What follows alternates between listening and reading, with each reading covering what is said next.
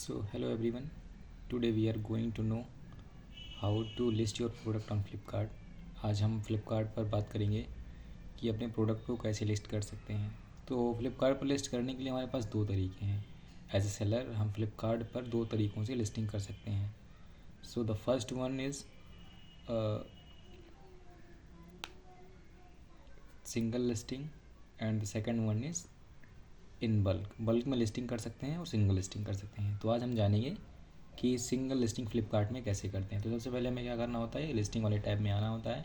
Listing वाले tab में हमें ये ऐड न्यू लिस्टिंग का एक नया टैब मिल जाएगा, उस पर हम क्लिक करेंगे। क्लिक करने के बाद हमारे पास ऐसा एक इंटरफेस हमारे सामने आ जाता है।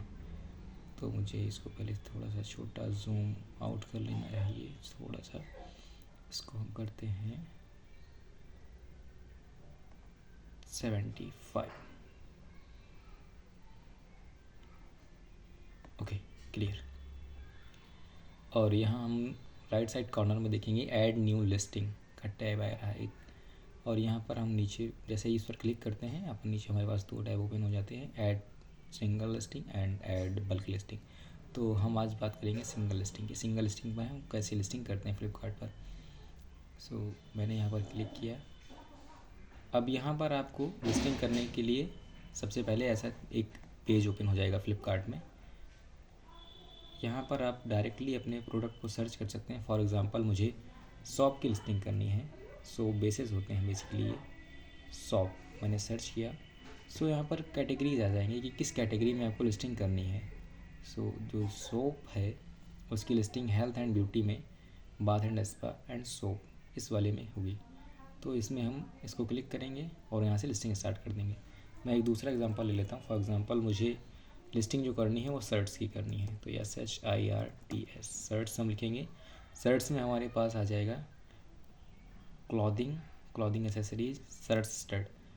या टी शर्ट में हमें करनी है तो ये वाली में, इस वाले में करेंगे clothing top wear T shirts, clothing top wear kids T shirt. So जिसमें भी हमारी जिस कैटेगरी में हमारा प्रोडक्ट फॉल कर रहा है उस कैटेगरी में हमें लिस्टिंग करनी होती है, right.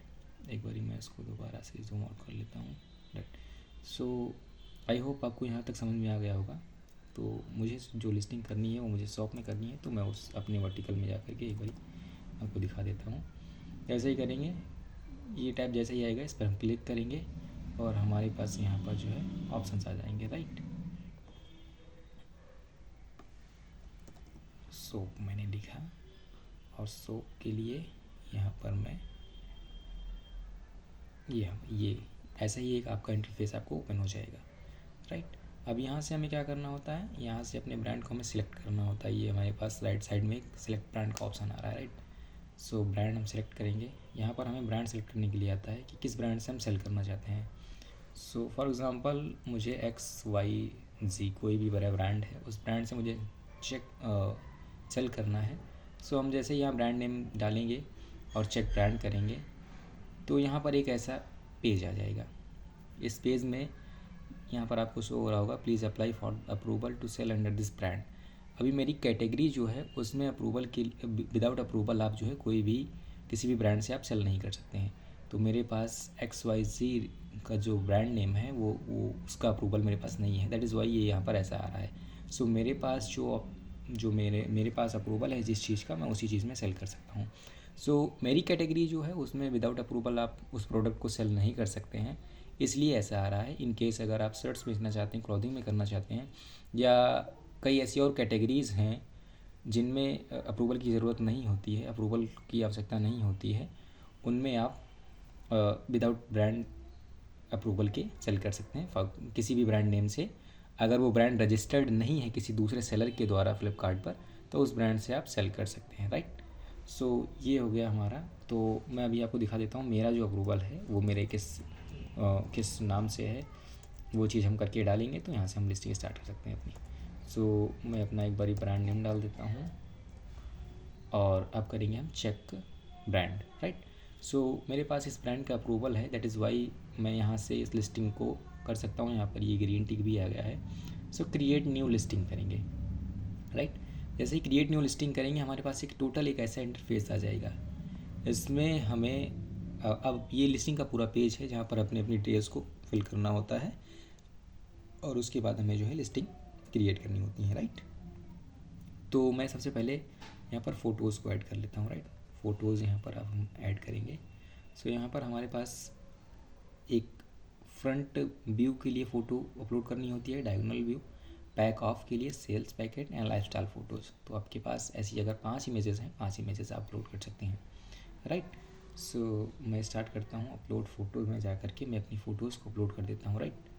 So this will be my first image. जैसे हम इमेज अपलोड करेंगे ये हमारे सामने ऐसे ही हमारा इंटरफेस आ जाएगा, राइट। अब हम करेंगे यहाँ पर अपनी सेकंड इमेज को अपलोड करेंगे। This is my second image.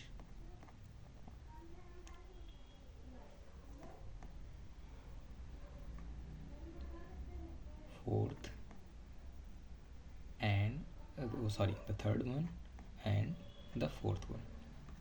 सो यहाँ पर हमारी लिस्टिंग के लिए प्रोडक्ट फ़ोटोज़ ऐड हो गई हैं। इसको हम सेव कर देंगे। जैसे ही हम सेव करेंगे ये एक ऐसा फेस आएगा, हमारे इंटरफेस आएगा हमारे सामने। अब यहाँ पर हमें क्या करना होता है, यहाँ पर सारी डिटेल्स अपनी फिल करनी होती हैं। सो हमें प्रोडक्ट का SKU जो रखना होता है उस SKU को हम यहाँ पर रखेंगे अपने अकॉर्डिंग। SKU का मतलब होता है, SKU ID का मतलब कि उस प्रोडक्ट की एक आइडेंटिटी जो जिससे उस प्रोडक्ट को आप पहचान पाएँ, राइट। सो उस चीज़ को SKU ID कहते हैं, सेलर SKU ID। सो मुझे जो अपना SKU रखना है वो मैंने 2024, क्योंकि मैं 2024 में लिस्टिंग कर रहा हूँ तो मैं अपने अकॉर्डिंग रख रहा हूँ। अपने अकॉर्डिंग रख सकते हैं जैसा भी आपको ईजी पड़े, सूटेबल पड़े आपके प्रोडक्ट को पहचानने के लिए। और मेरे पास ये मेरा प्रोडक्ट को आइडेंटिफाई करने के लिए TP मैंने रखा हुआ है। और मेरा प्रोडक्ट किस साइज़ का है या कितने ग्राम का है इसको आइडेंटिफाई करने के लिए मैं एक कोड अपना डालता हूँ। फॉर एग्ज़ाम्पल मुझे 500 ग्राम के लिए अगर करना है तो मैं 502 मैंने लिख दिया है ऑलरेडी। अगर 500 लिखूँगा तो उसका मैंने पहले इसके यूज़ कर लिया हुआ है, that is why I have use 502, right. So ये मेरा SKU ID हो गया। अगर आपको शर्ट की लिस्टिंग करनी है फॉर एग्ज़ाम्पल तो यहाँ पर आप अपने ब्रांड का नाम लिख सकते हैं, यहाँ पर अपनी साइज़ मेंशन कर सकते हैं, यहाँ पर आप अपना जो है कोई भी मॉडल सर्च लिख सकते हैं, राइट। सो ये आपका SKU हो जाएगा। आफ्टर दैट यहाँ पर आपको लिस्टिंग स्टेटस एक्टिव और इनएक्टिव जैसे करना है तो यहाँ पर हम एक्टिव कर लेंगे। इनएक्टिव हम उस केस में कर सकते हैं, फॉर एग्जांपल हमारे पास अभी स्टॉक्स नहीं है, अभी हम लिस्टिंग कर सकते हैं, करके रख सकते हैं और उसको इनएक्टिव स्टेटस रहने देंगे। जैसे हमारे पास स्टॉक आएगा हम स्टॉक्स को अपडेट कर देंगे, राइट। यहाँ पर अपना MRP डालेंगे, राइट। तो मैंने यहाँ पर अपना MRP डाल दिया। आफ्टर दैट हम अपना सेलिंग प्राइस डालेंगे। सेलिंग प्राइस हम अपना डाल देंगे। सो मेरा मानना ये है कि आपको MRP जो है वो सेलिंग प्राइस से एटलीस्ट अगर आपका कोई ब्रांडेड प्रोडक्ट है या प्रिंटेड प्रोडक्ट है जिस पे MRP प्रिंटेड है पहले से ही तो उसमें आपको रखना चाहिए। अदरवाइज़ आपको जो है 30 to 40% या मैक्सिमम 50% तक का MRP जो है रखना चाहिए, राइट। सो ये हमारा MRP हो गया, that is our selling price.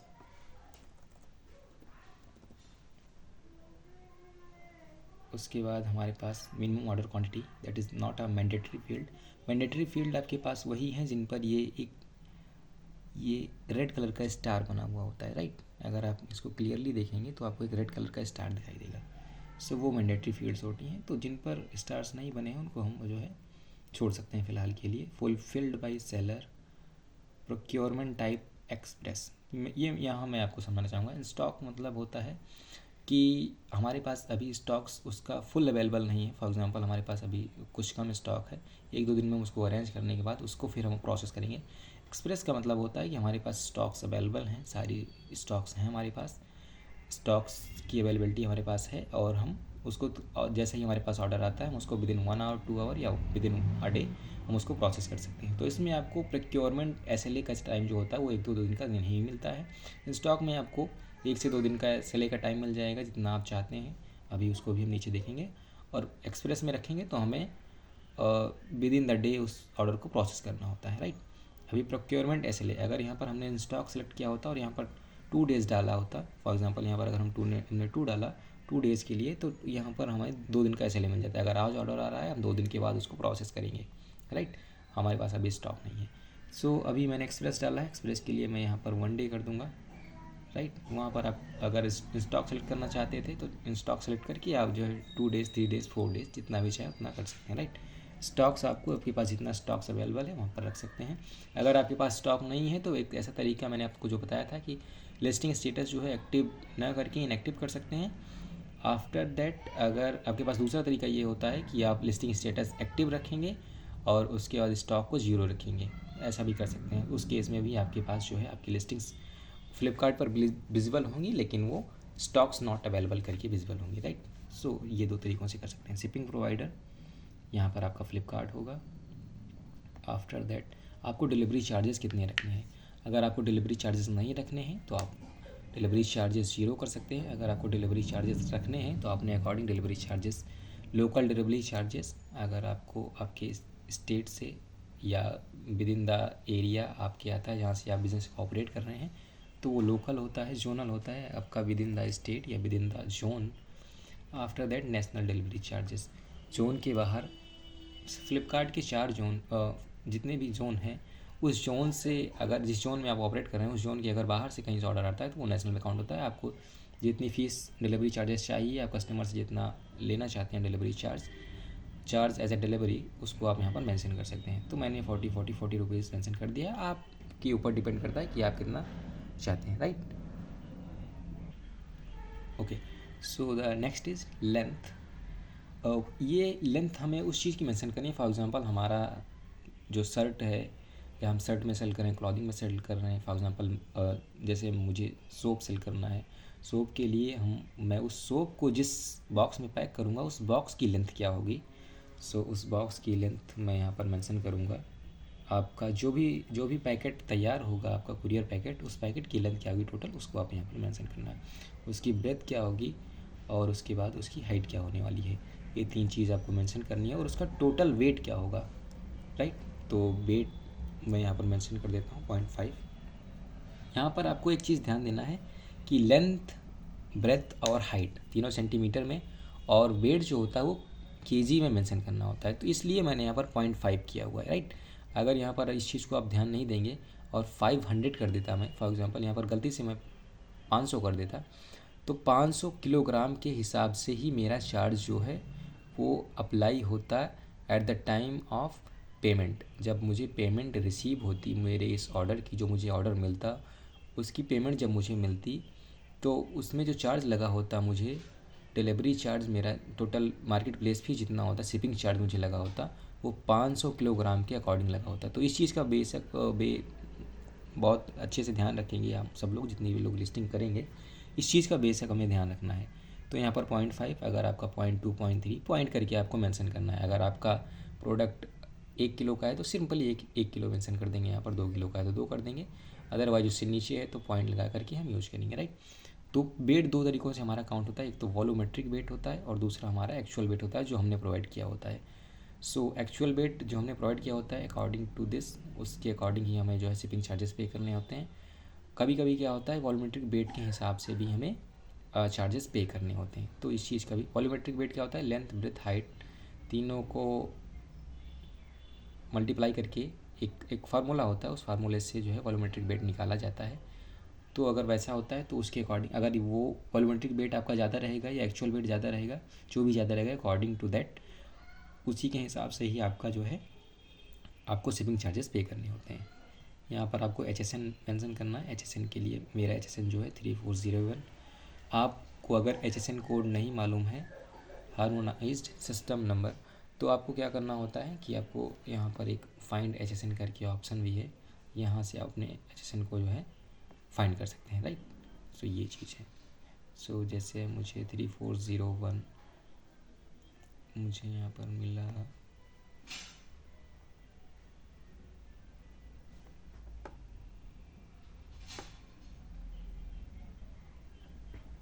3401 मैंने यहाँ पर मेंशन कर दिया अपने HSN कोड को। अदरवाइज आप गूगल से भी इसको जो है सर्च कर सकते हैं और वहाँ से अपने HSN कोड को, यहाँ पर आपको टैक्स कोड जो है आपका मेंशन करना होता है। आप जिस भी टैक्स कोड में आपका प्रोडक्ट फॉल करता है उसके अकॉर्डिंग अपने टैक्स कोड को फिल करेंगे। सो मेरा प्रोडक्ट जो है वो GST 18 मतलब 18% के अकॉर्डिंग मुझे टैक्स गवर्नमेंट को देना होता है, GST पे करना होता है, तो that is why I have selected. उसके बाद आपको यहाँ पर अपनी कंट्री सेलेक्ट करनी होती है। राइट। तो यहाँ पर हम करेंगे इंडिया, इंडिया मैंने सेलेक्ट कर लिया। आफ्टर दैट यहाँ पर हमें मैन्युफैक्चरिंग डिटेल और यहाँ पर पैकर्स डिटेल हमें फिल करनी होती है, वो दोनों चीज़ मैंने फिल कर ली। मैन्युफैक्चरिंग डिटेल्स आपकी अगर कोई फर्म है, अगर आप मैन्युफैक्चरिंग नहीं करते हैं तो उस मैन्युफैक्चरिंग कंपनी से आप जो भी होगी उसको आप मेंशन कर सकते हैं। और यहाँ पर फिर हमें मैन्युफैक्चरिंग डेट की जो है डेट डालनी है, राइट। और यहाँ पर मुझे मेरे प्रोडक्ट के लिए जो सेल्फ लाइफ डालनी है वो 24 में। इसको हम यहाँ पर सेव कर देंगे। सेव करने के बाद हमारे पास एक ऐसा एक ग्रीन कलर का एक ब्लू टिक आ जाएगा। इसका मतलब ये हुआ कि हमें सारी डिटेल्स अपनी फिल कर दी हैं। अगर कोई भी डिटेल मिस होती तो वहाँ पर आपको शो होता है कि 1 फील्ड और 2 फील्ड आर रिक्वायर्ड। तो वो चीज़ करके आपको फिर से दोबारा से एडिट के ऑप्शन पर जा करके उस चीज़ को दोबारा से फिल कर देना होता है और सेव कर देना होता है। सेव करने के बाद ऐसा ही एक इंटरफेस आपको सामने आ जाएगा। प्रोडक्ट डिस्क्रिप्शन, आपको प्रोडक्ट डिस्क्रिप्शन अब आपको मेंशन करना होता है। मेरे केस में क्या है कि मुझे मॉडल नेम मेंशन करना है, क्वांटिटी मेंशन करनी है और यहाँ पर दो चीज़ें मुझे और मेंशन करनी है, पैक ऑफ और आइडियल फॉर। आपके केस में हो सकता है कि आपको दूसरी चीज़ें पूछी जाएँ, तो अकॉर्डिंग टू दैट आप खुद जो चीज़ें आपसे पूछी जाएँ, जो चीज़ें आपको फिल करने के लिए आपके सामने है उस चीज़ को आप फिल कर दीजिए। जिन फील्ड्स में ये रेड कलर का स्टार रहेगा, ये चीज़ वहाँ पर आपको वो चीज़ मैंडेटरी होती है फिल करने के लिए, अदरवाइज़ उसको आप छोड़ भी सकते हैं, राइट। सो मैं यहाँ पर अपने मॉडल नेम, फॉर एग्ज़ाम्पल मुझे मॉडल नेम का मतलब ये हुआ कि आपको जो है कितना आपको क्या प्रोडक्ट का आपका नाम रखना है आपको। सो मैं यहाँ पर एक बार मेंशन कर देता हूँ। सो मैंने यहाँ पर अपना है मॉडल नेम मेंशन कर दिया है। अब मुझे यहाँ पर क्वांटिटी मेंशन करनी है कि कितनी क्वांटिटी है, तो 500 ग्राम यहाँ पर मेंशन करूँगा। पैक ऑफ 1, अगर आप पैक ऑफ 2 सेल करना चाहते हैं तो यहाँ पर 2 करेंगे, 3 या 4 जितने से भी अकॉर्डिंग टू दैट आप वहाँ पर फिल कर सकते हैं। और यहाँ पर मुझे ideal for man and women, इसको मैं सेव करूँगा। सेव करते ही हमारे पास एक ऐसा ब्लू टिक, ग्रीन टिक आ जाएगा यहाँ पर प्रोडक्ट डिटेल्स में भी। उसके बाद हमें क्या करना होता है, एडिशनल डिस्क्रिप्शन। यहाँ पर ये होता है कि हमें प्रोडक्ट्स की अदर डिटेल्स जो हैं वो भी फिल करनी होती है। ये मैंडेटरी फील्ड नहीं होता है, अगर आप चाहें तो यहीं से ये चीज़ आपको सेव करने के बाद सेंड टू क्यूसी, ये जो राइट साइड कॉर्नर में ऊपर दिख रहा है यहाँ पर सेंड टू क्यूसी कर देंगे तो हमारी लिस्टिंग जो है क्यूसी के लिए प्रोसेस हो जाएगी, राइट। अभी क्या करना है हमें, एडिशनल डिस्क्रिप्शन भी मैं आपको फिल करके दिखा देता हूँ, राइट। सो आप आपके प्रोडक्ट के बारे में एक ब्रीफली जो है इंफॉर्मेशन जो है कस्टमर को प्रोवाइड हो जाएगी, राइट। सो वो चीज़ आपको यहाँ पर फिल करनी चाहिए। अकॉर्डिंग टू मी ये चीज़ करना बेहद ज़रूरी होता है। आपके प्रोडक्ट के बारे में कस्टमर को जो देख रहा है उसको पूरी जानकारी हो जानी चाहिए, राइट। यहाँ पर अपने डिस्क्रिप्शन को मेंशन कर देंगे। यहाँ पर सर्च कीवर्ड्स में आपके जो कीवर्ड्स होंगे आप उसके अकॉर्डिंग कीवर्ड्स को यहाँ पर डाल सकते हैं, राइट। कीवर्ड्स डालने का सही तरीका मैं आपको बताना चाहूँगा, उसके लिए भी हम बात करेंगे नेक्स्ट वीडियोज़ में, आगे वीडियोज़ में हम बात करते रहेंगे, राइट। यहाँ पर आपको की फीचर्स डालना होता है, की फीचर्स डाल सकते हैं।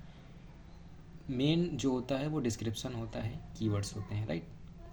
यहाँ पर हमारा कंपोजिशन आ जाता है कि किस चीज़ से हमारा ये बन रहा है प्रोडक्ट, राइट। वो चीज़ हम यहाँ पर एक बार फिल कर देंगे। सो ये डिटेल्स भी मैंने फिल कर दी हैं। कुछ एक डिटेल्स जो मुझे इंपॉर्टेंट लगी कि कस्टमर को मेरे प्रोडक्ट के बारे में जानना चाहिए, वो चीज़ मैंने फिल कर दी है। उसके बाद जैसे इसको सेव करेंगे, ऊपर हमारा राइट साइड कॉर्नर में एक सेंड टू क्यूसी का ऑप्शन आ रहा है, राइट। इस लिस्टिंग को हम क्यूसी के लिए भेज देंगे, क्यूसी प्रोसेस के लिए, राइट। क्वालिटी चेक, क्यूसी का मतलब होता है क्वालिटी चेक। जैसे ही क्यूसी के लिए हम सेंड करेंगे हमारे पास एक ऐसा ऑप्शन आ जाएगा हमारे सामने, राइट। अब यहाँ पर हम देख सकते हैं कि हमारी जो लिस्टिंग है हमने अभी की हुई है, ये रही हमारी listing. This is shop category में की हुई है। इसकी यूआईडी हमें 2024 TP502। Status QC in progress है, created on 14th of Feb 2024 6:32 PM, right. और लिस्टिंग इम्प्रूवमेंट NA, ये हमारे पास ऐसा एक इंटरफेस आ जाएगा। सो यहाँ से हम अपनी लिस्टिंग का स्टेटस चेक कर सकते हैं कि लिस्टिंग अभी हमारी जो है QC प्रोसेस में है या पास हो गई है। QC पास होते ही आपको लिस्टिंग आपकी जो विजिबल होगी वो लिस्टिंग वाले टैब में, माई लिस्टिंग में आपको विजिबल हो जाएगी, राइट। यहाँ पर आएंगे तो आपको आपकी लिस्टिंग विजिबल हो जाएगी। ऐड न्यू लिस्टिंग में हम दोबारा से जाएंगे। ऐड न्यू लिस्टिंग में जाने के बाद हमें यहाँ पर सिंगल लिस्टिंग में ही रहना है। अगर हमने बल्क में लिस्टिंग की होती है तो इस वाले टैब पर आते, और जो हमने बल्क में लिस्टिंग की हुई होंगी उस लिस्टिंग का डिटेल हमें यहाँ पर मिल जाता है। सिंगल लिस्टिंग अगर हमने की है तो सिंगल लिस्टिंग के लिए हम यहाँ पर एक बार आएंगे और देखेंगे कि हमारा लिस्टिंग जो है स्टेटस क्यूसी इन प्रोग्रेस है।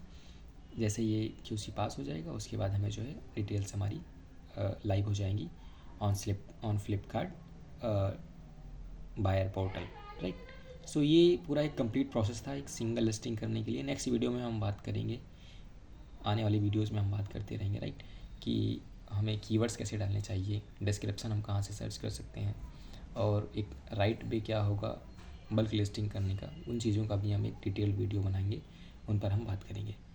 सो जब तक के लिए थैंक यू वेरी मच।